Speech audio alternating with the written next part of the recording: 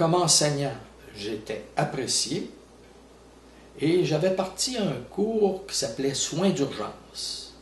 Et j'avais la fierté que les gens qui faisaient leurs 45 heures de formation passaient facilement leur carte de premier répondant. Et c'était le cours le plus en demande qu'il y avait au collège. Et c'était même plus demandé que chimie des vins. Et ce n'est pas parce que les critères étaient bas. C'est que j'avais développé une pédagogie particulière là, pour intéresser les gens en les impliquant dans des situations. Puis après ça, on faisait de l'analyse, de la synthèse, puis de l'évaluation, la taxonomie des objectifs. Donc, j'ai eu une carrière qui a été heureuse en enseignement et aussi en administration. J'ai parti les soins à domicile psychiatriques dans la région de Lévis. J'ai été approché 3 fois pour être directeur des soins dans des hôpitaux. Chose que je n'ai pas acceptée parce que je trouvais que mon profil était plus du côté de l'enseignement que du côté de l'administration. Avez-vous fait d'autres études après votre cours d'infirmier? Ah oui. Disons que j'ai étudié officiellement jusqu'à l'âge de 50 ans. Je prenais toutes sortes de cours. J'ai fait un certificat en relations publiques, un certificat en administration. J'ai été instructeur en réanimation cardio-respiratoire, en défibrillation et ainsi de suite. Après ça, j'ai fait ma scolarité de maîtrise en théologie pour la question qui se posait de l'angoisse fondamentale qui est le no-être, la disparition. J'ai regardé quelle science pouvait enseigner ça, c'était l'eschatologie. Fait que je me suis inscrit à la faculté des théologies des sciences religieuses. J'ai fait toute ma scolarité. J'ai eu des problèmes de santé, là. Fait que j'ai arrêté, là, j'ai pas supporté le mémoire, la thèse. J'ai réussi à me ramasser 23 ans de scolarité. Vous aviez déjà un bac en pédagogie ou c'était quel...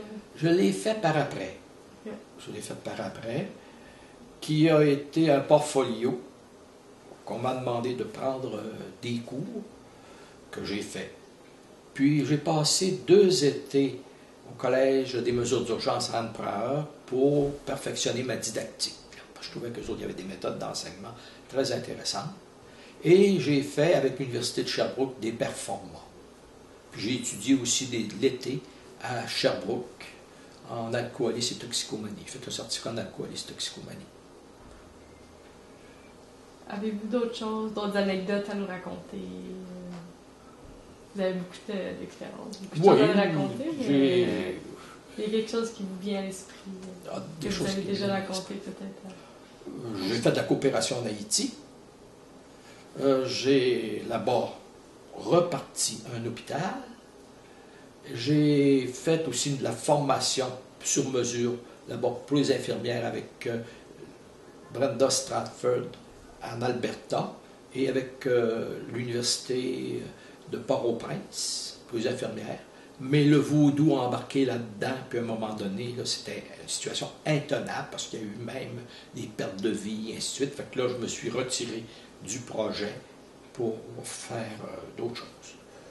Mais je peux dire que j'ai apprécié le service de santé parce qu'on faisait l'intervention au niveau des incendies. Puis des situations qui n'étaient pas toujours drôles. On arrivait à des endroits que les gens étaient soit décédés et ainsi de suite. Là.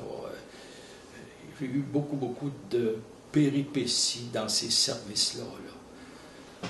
Fait que ça a été un peu... Puis là, bien, c'est avec les animaux. Là, au Centre de recherche de transbiotech, on s'occupe de nos petits rats. J'espère qu'un jour, que les normes qu'on se sert pour les soins humains sont d'aussi bonne qualité que ce qu'on fait à nos petits rats et nos petites souris. Parce qu'elle nous coûte 500 $ l'unité. Fait que c'est ça. Puis j'étais un type apprécié dans le milieu. Dans le milieu de l'enseignement, le milieu de l'administration, puis même dans le milieu politique. C'était facile de passer des choses. Des fois, quand j'étais chef du département, coordonnateur, appeler le ministre, puis lui dire « Hey, j'ai besoin de telle affaire, telle affaire, telle affaire. » Je m'occupe de ça, puis ce ne sera pas là. Puis j'ai eu, quand ils ont fermé des hôpitaux comme l'hôpital d'Arma, j'ai eu tout le matériel de stérilisateurs, de lits, de salles d'opération, de salles d'accouchement. Puis c'est parti pour Haïti, pour les projets. Fait que c'était... j'ai toujours aimé ça m'impliquer socialement aussi. Vous disiez que vous aviez beaucoup d'opportunités, étant donné que vous étiez un homme. Vous aviez beaucoup de choix. Est-ce que vous pensez que vous aviez justement plus de pouvoir ou plus de... Ça, le pouvoir, madame, on l'a si on le prend. Je peux avoir peur puis foncer. Puis moi, ma devise, je fonce sans défoncer. Fait que je n'aimais pas les échecs, j'aimais la réussite, puis je travaillais pour y arriver. Puis des fois, réfléchir avant de bondir, c'est rentable. Je pense que c'est une belle parole pour terminer. Je me pose une question. Oui. Qu'est-ce que vous voulez dire quand vous dites le vaudou s'est mêlé de ça? Le vaudou... Qu'est-ce que vous voulez dire quand vous avez dit qu'est-ce qui s'est passé exactement quand vous avez dit le vaudou s'en est mêlé? Donc... Le vaudou, c'est que c'était de la formation pour infirmières et auxiliaires. Puis la direction de l'hôpital, le personnel s'est mis à se dire on veut que nos auxiliaires soient aussi formés. Mais les auxiliaires, c'était des madames qui avaient peut-être 5, 6 ans de scolarité. Et les infirmières avaient été formées par des professeurs de l'Université Laval. Elles étaient très bien formées, puis elles étaient capables de performer intellectuellement. Puis là-dedans, il y avait beaucoup d'expérience au point de vue clinique, les cliniques mobiles, puis l'anesthésie, là, qui était anesthésiste, et ainsi de suite. Et il faut savoir qu'en Haïti, il y a beaucoup de jalousie. Puis il y en a qui se sont fait empoisonner.